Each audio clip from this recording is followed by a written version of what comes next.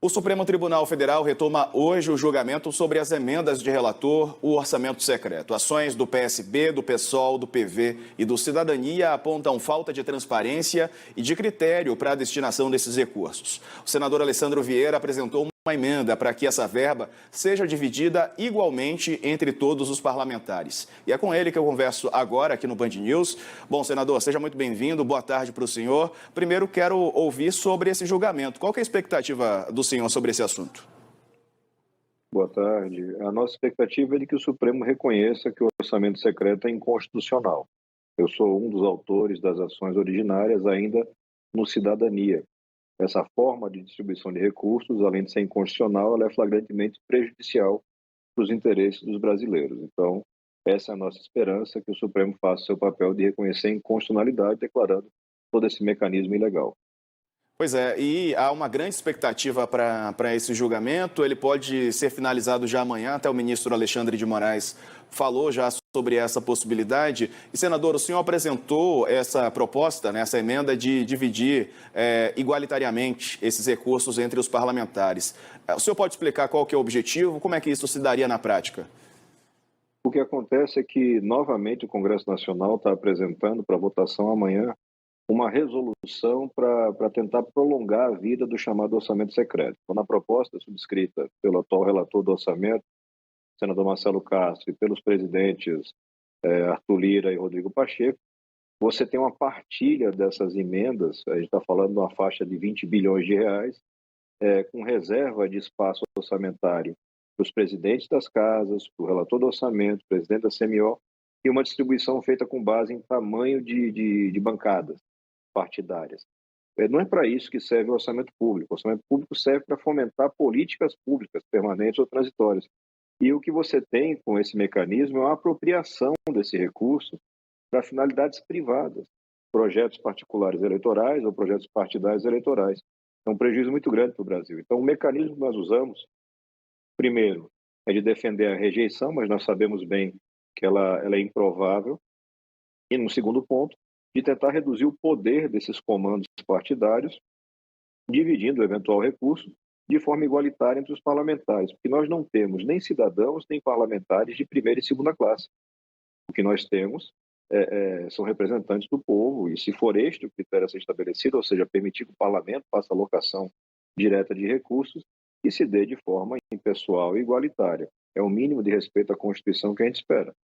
Senador, a gente tem imagens do Supremo Tribunal Federal. A ministra Rosa Weber já começou a falar, ela é a primeira a votar, não é uma expectativa sobre o voto dela. Estamos de olho, então, nessa votação. Mais cedo, eu conversei com o relator do orçamento, que é o colega do senhor, senador Marcelo Castro, e ele falou que o Supremo escolheu uma hora inoportuna para jogar o orçamento secreto. O senhor concorda com isso? Discorda?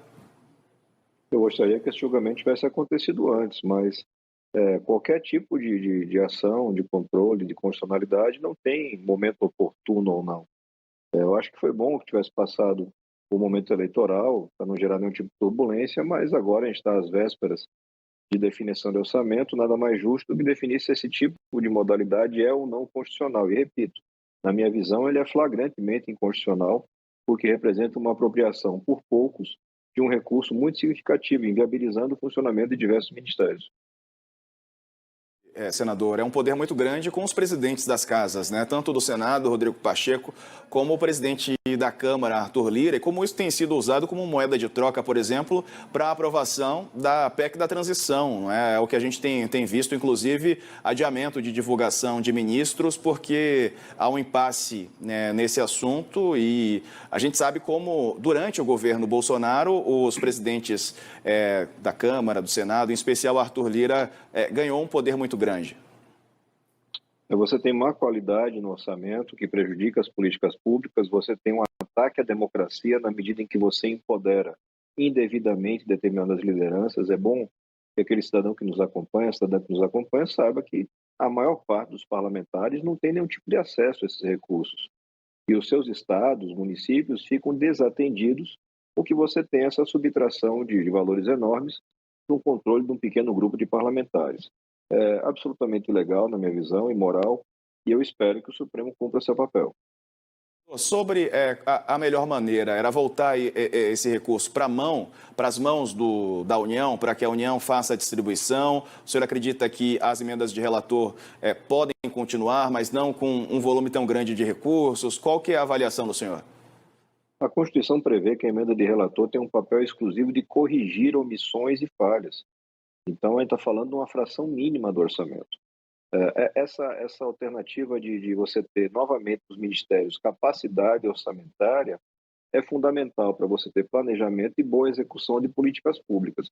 Do jeito que você vive hoje, o presidente manda cada vez menos, os ministros têm cada vez menos capacidade de trabalho e você gera uma dependência de um pequeno grupo de parlamentares. Isso é absolutamente prejudicial para a República. Para planejar políticas públicas, como o senhor falava, não é?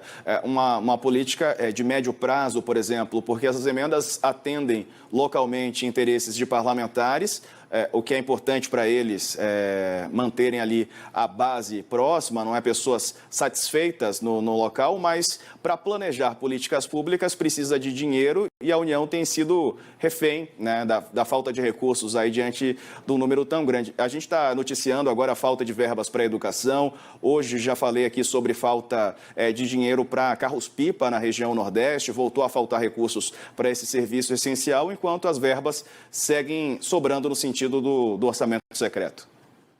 É um ataque, como eu digo, é uma apropriação do orçamento público para interesses privados. Você tem desperdício, você tem má qualidade orçamentária e você tem, em alguns casos, corrupção aberta, já foi identificada em diversas operações do Ministério Público Federal, da Polícia Federal. Então, sustar esse mecanismo é fundamental para que você possa ter agora um novo governo com capacidade gerencial. A persistir o mecanismo, você vai continuar com os ministérios reféns de um pequeno grupo de parlamentares. Senador, a gente fala muito sobre o Arthur Lira, mas o presidente do Senado, Rodrigo Pacheco, também tem esse poder nas mãos, também não quer perder esse poder, não é? Ele também tem atuado para manter tudo como está. Infelizmente, é uma ferramenta de manutenção de poder. Você passa a dar um relevo, uma importância, uma capacidade orçamentária para quem não tem atribuição constitucional para isso. É um problema muito sério e é consequência de falhas do governo Bolsonaro, que se omitiu, e de um avanço sem controle de uma fatia do chamado Centrão. A esperança que o Brasil tem é justamente ter um julgamento incisivo por parte do Supremo Tribunal Federal. E a gente está vendo também corrupção declarada, não é? Alguns casos de uso indevido desses recursos públicos, cidades pequenas que extraíram um número absurdo de dentes, por exemplo, de cidadãos, né? Como se tivessem tirado aí a maioria dos dentes de cada cidadão, se isso tivesse sido feito, o que mostra um uso indevido do recurso público, né? Corrupção mesmo, que está sendo investigada pela falta de transparência, não é, senador, na destinação desses recursos, além do critério que a gente já conversou, a falta de transparência também possibilita esses casos de corrupção. Sim, o direcionamento por critérios políticos é prejudicial sob qualquer aspecto, da eficiência, da transparência, da economia, e infelizmente também abre espaço para essas situações de corrupção. A gente entende perfeitamente como isso aconteceu, mas agora é hora de estancar esse problema e enfim, virar essa página. O Brasil precisa ter um orçamento factível para que possa ter um governo que funcione. Sem um orçamento que tenha a sua distribuição correta, tecnicamente bem feita, é absolutamente impossível você ter a implantação e execução de uma boa política pública. Tá certo. Conversei aqui com o senador Alessandro Vieira, do PSDB de Sergipe. Senador, obrigado, viu, por nos atender. Um abraço, bom trabalho para o senhor. Um abraço para vocês. Valeu.